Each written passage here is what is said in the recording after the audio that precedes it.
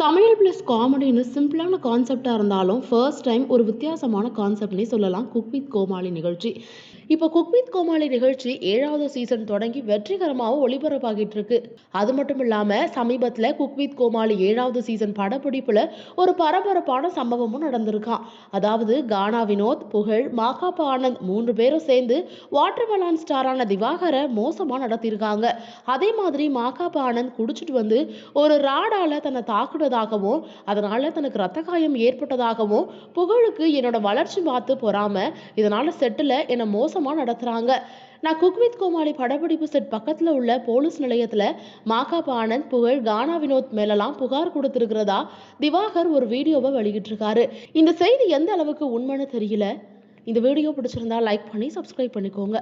Cook with கோமாளி ஷூட்டுக்காக வந்த இடத்துல வந்து பார்த்தீங்கன்னா கானா வினோத் நம்மளை ட்ரிகர் பண்ணி கானா வினோத், புகழ், மாகாப்பா ஆனந்த் 3 பேரும் சேர்ந்து என்னை தாக்கி அடிதடியில் ஈடுபட்டாங்க.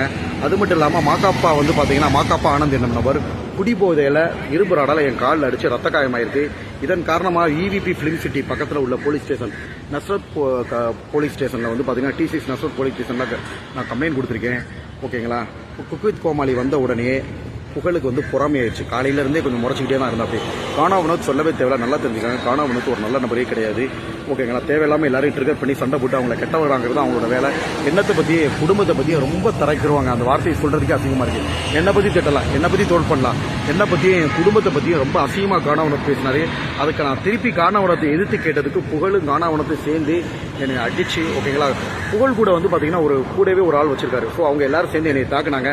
நான் ஒரு படித்த மருத்துவராக என்ன பண்ண முடியும்? என்னை தாக்குறப்ப அதை வந்து போலீஸ் ஸ்டேஷனில் தான் நான் கம்ப்ளைண்ட் பண்ண முடியும். ஓகேங்களா. அவங்க ஒரு வார்த்தை சொன்னால் நம்ம ஒரு வார்த்தை சொல்லணும் இல்லையா.